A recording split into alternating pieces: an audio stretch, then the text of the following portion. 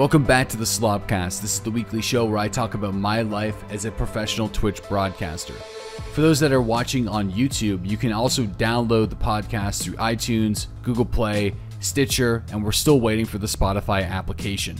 From here on out, this podcast is going to be very much community driven. So if you guys have a topic that you'd like to hear me discuss, or if you have any questions, go to my YouTube channel, youtube.com/deadlyslob. Go to the most recent SLOBCAST upload, or you can ask me some questions directly through my Twitter account, twitter.com/deadlyslob, and I'll do my best to remember some questions for next week.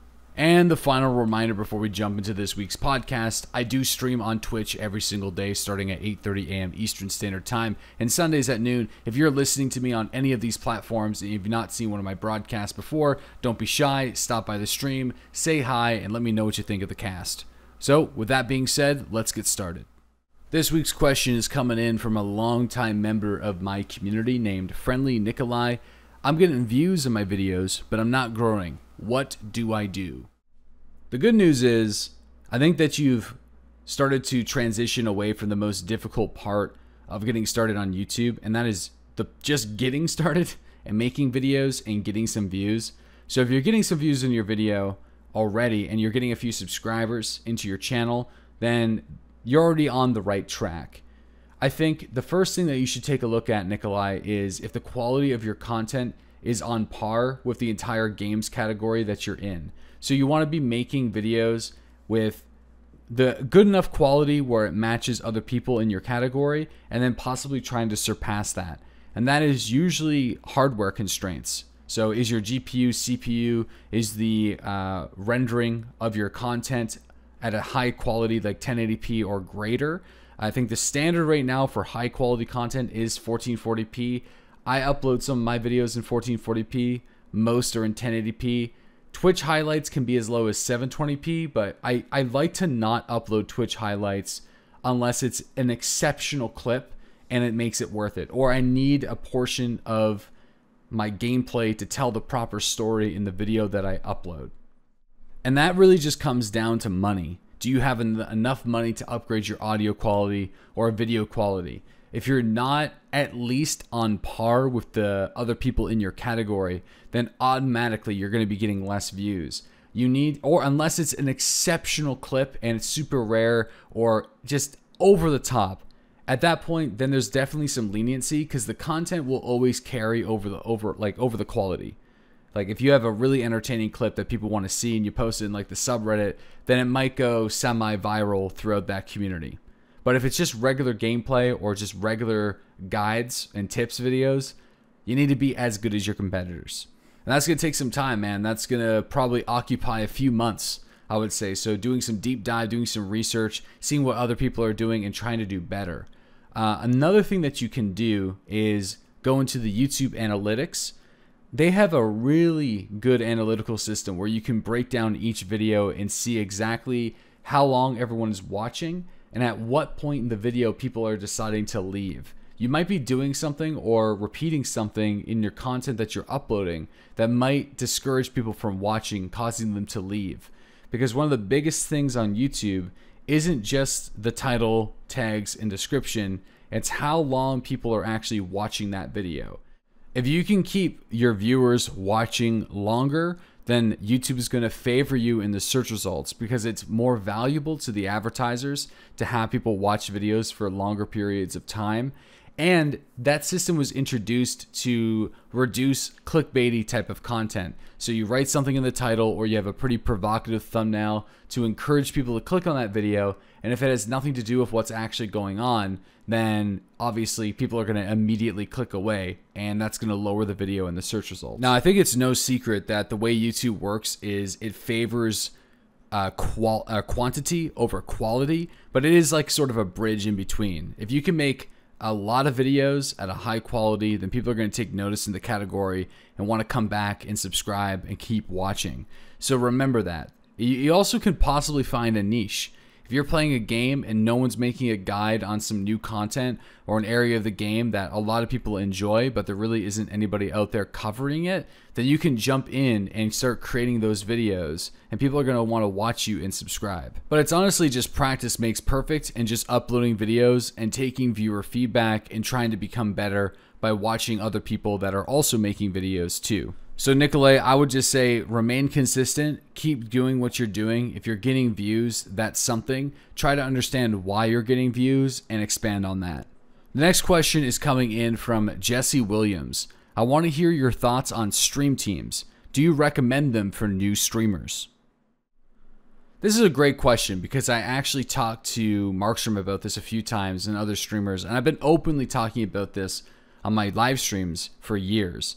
I think stream teams, the intent to get them in originally was to create sort of Twitch MCNs or groups of people that would come together, maybe possibly do an ad rev share in order to provide services. So people would come together, contribute a small percentage of their income, and possibly get like a channel manager or an artist or build a website or pool their resources together to get benefits.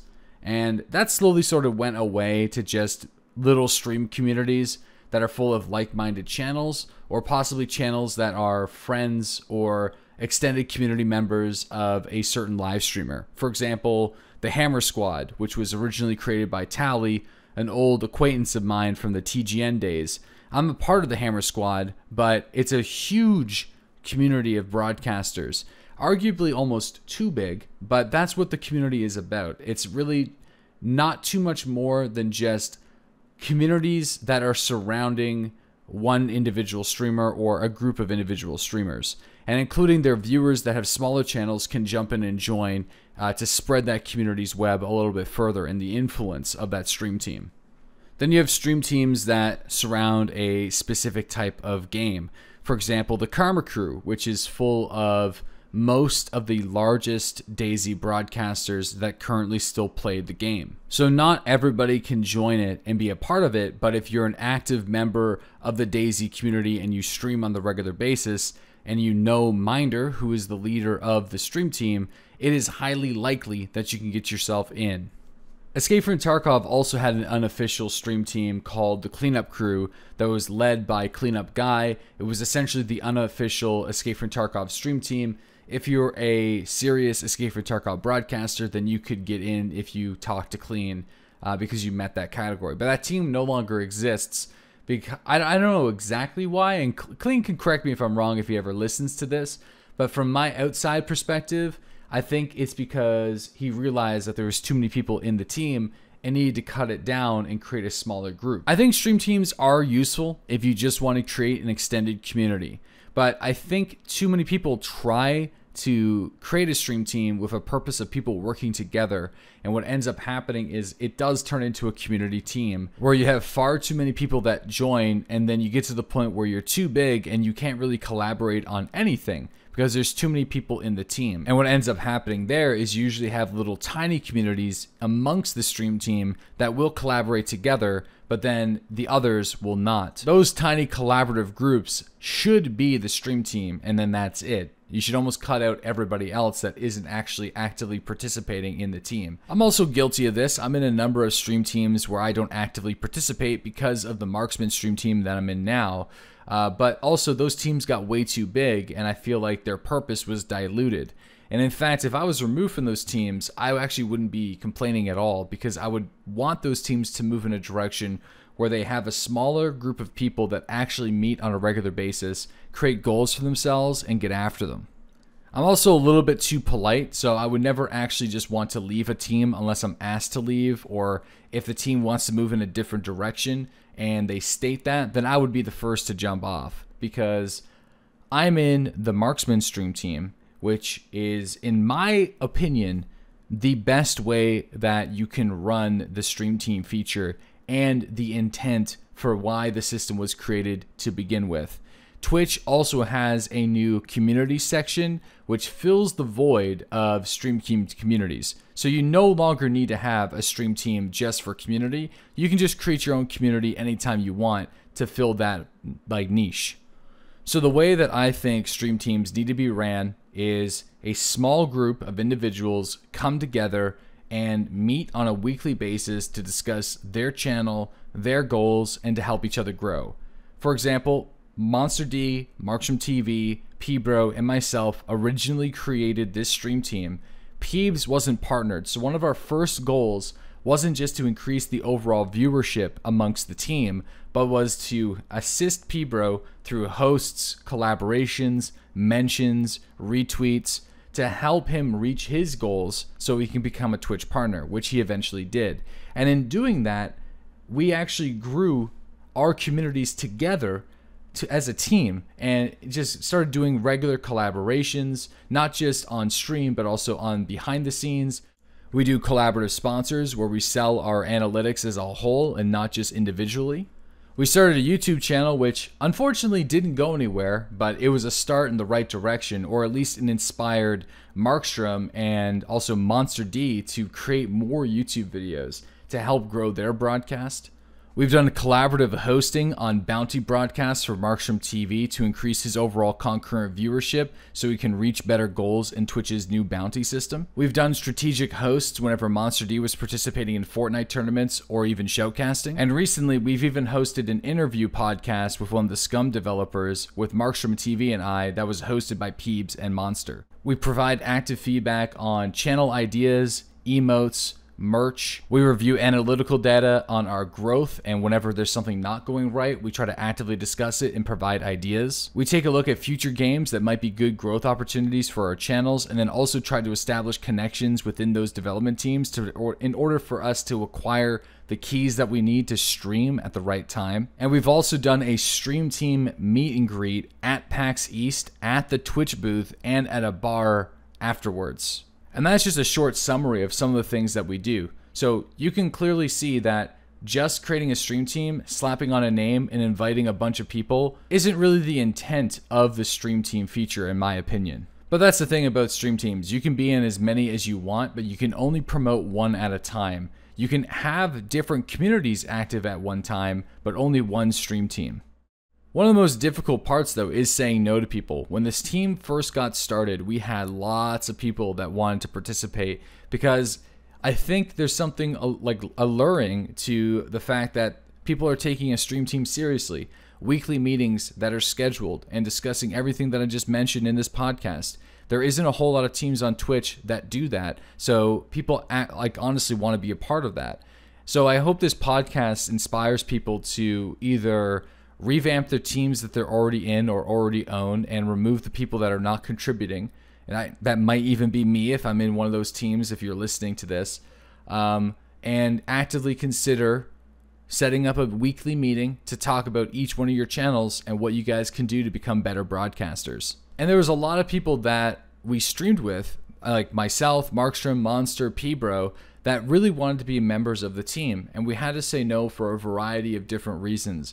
But primarily, if you're not a full-time broadcaster that's streaming consistently and you're already a Twitch partner, you're probably not going to be able to join our team. And it needs to be somebody that is heavily vetted over long periods of time, and it also has personal connections with us. And again, we don't have any set rules. It's a discussion that we talk about during our stream team meetings. And sure, sometimes we're actively seeking out new members, but it just kind of depends. It's going to be a lengthy process, and it needs to be, because the moment we start adding people loosey-goosey, the effectiveness of the team goes away. So to answer your questions, do you recommend them for new streamers? Absolutely. If you could find a small group of people that you actively want to grow on Twitch, getting together and collaborating is a really good idea.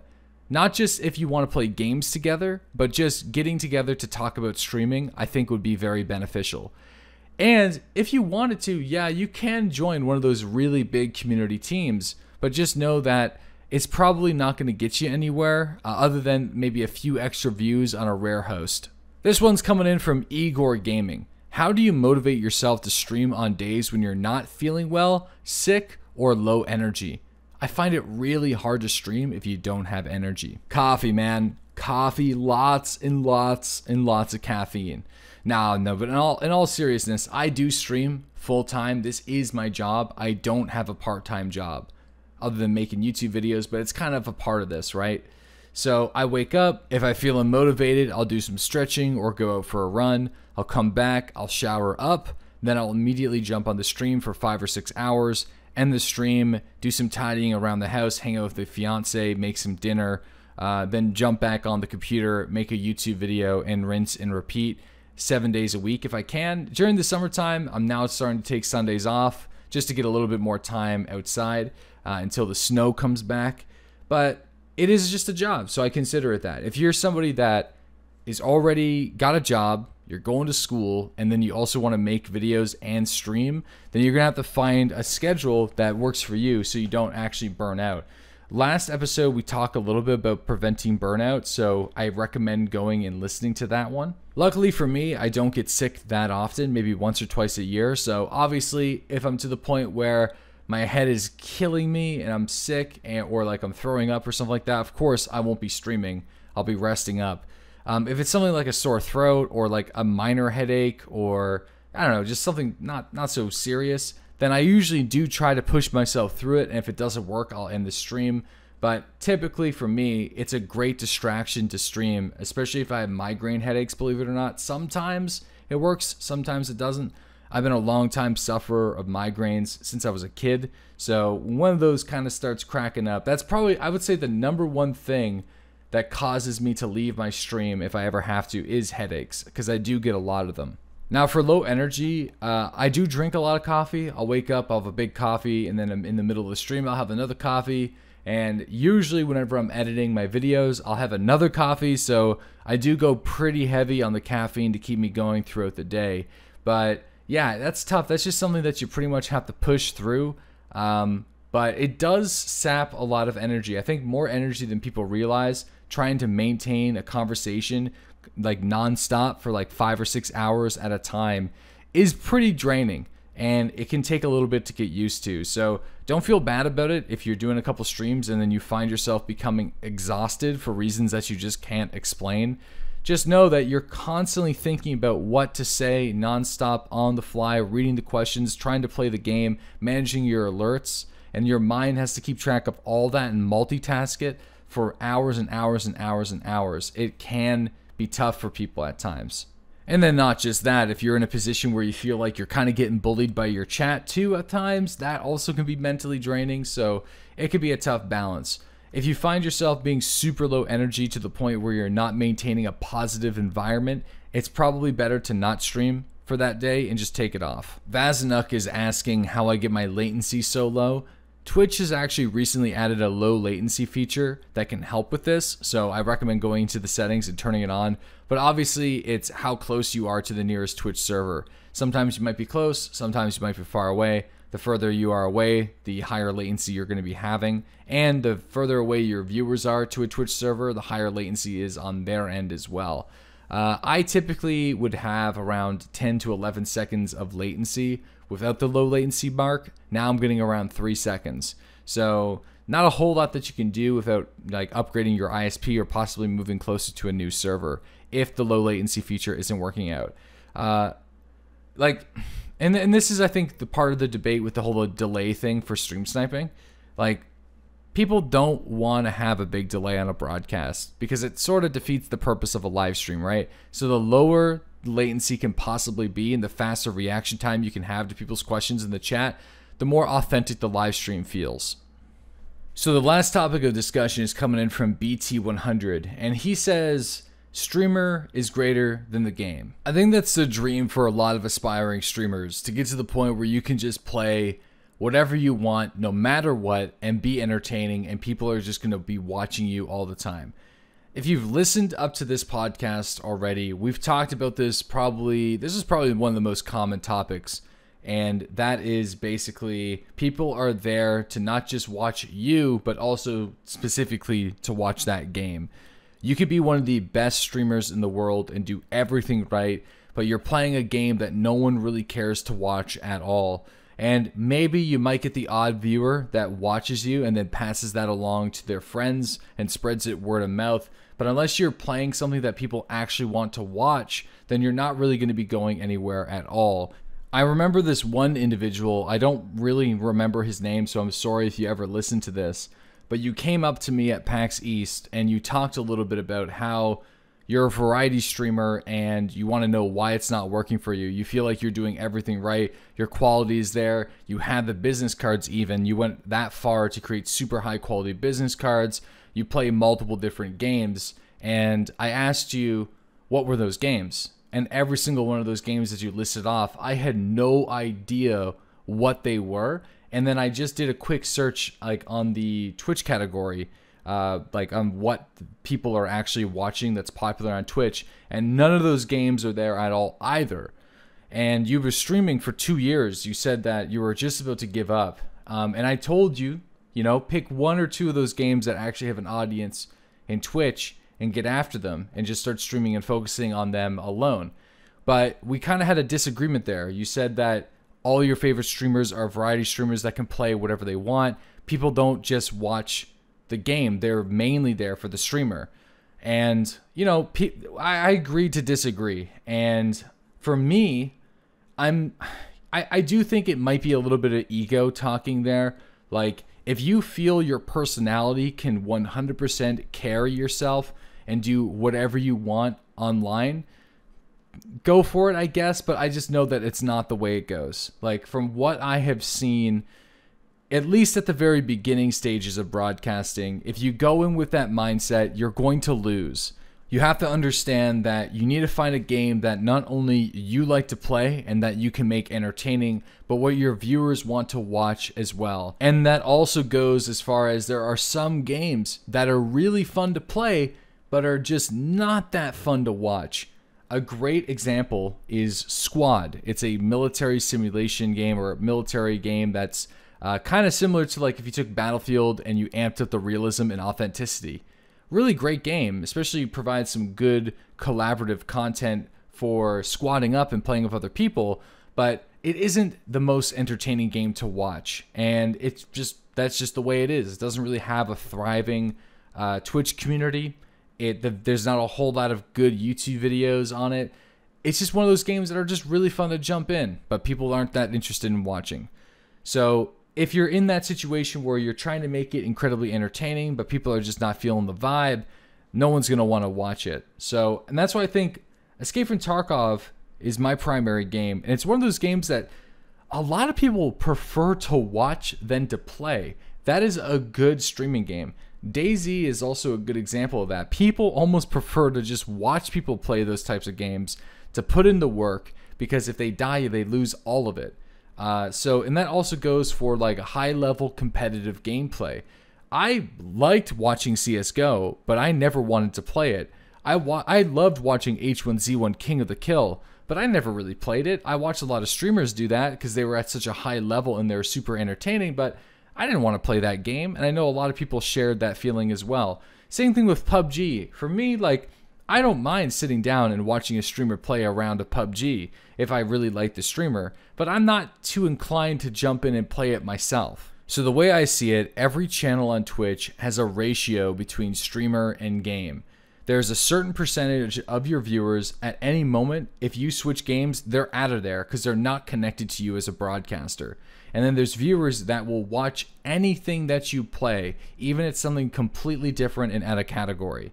If you can, it's really hard to know exactly what that number is unless you start branching out and playing other games on the regular. So what I would do is play your primary game for like 80% of your broadcast and then switch to a game that you really want to play, but you want to see what your viewers will have a take on that. And for that final 20% of your broadcast, notice how many people leave. It's going to be a lot. It's going to hurt your ego a little bit because you're like, hey, I'm the streamer that everyone's here for my personality. And that can be some cold, hard truth when you realize that is absolutely not the case. For me, it's around a 60-40 situation. 60% of my viewers are for the game, 40% are for me. So that means if I have 2,000 viewers that are watching me play Escape from Tarkov, 800 would go and watch pretty much anything as long as it's semi-related to what I'm playing. And in fact, if it's something that's completely out of whack, like if I'm not in my streaming time zone, and if I'm not doing a schedule, and if I'm playing something completely different, I can go as low as 400 viewers in my stream. And that's for everybody. That's not just me. And even the biggest streamers in the world, if they start playing something that they normally don't, you're going to lose viewers no matter what. And I was reading a bunch of comments being like, man, it must be pretty difficult to play the exact same game day after day, hours a day. Like, I don't envy streamers because they have to do that. Like, I am somebody that prefers to play 5, 6, 7 games and slowly pick at them over long periods of time.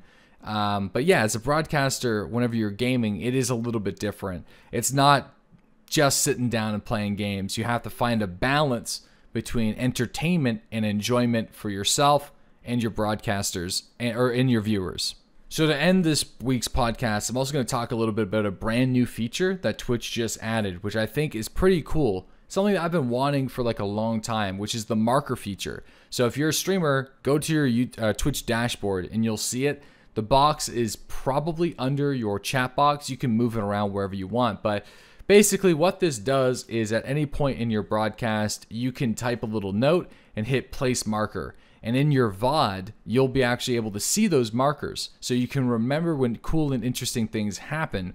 Or if you have, say, an idea for a video that requires a lot of Twitch highlights over long periods of time, like let's say you're going to need like, I don't know, a week's worth of content, you can set markers to remind yourself in the future to speed up the editing time without having to download all of the VODs and select those highlights to specifically put in those videos.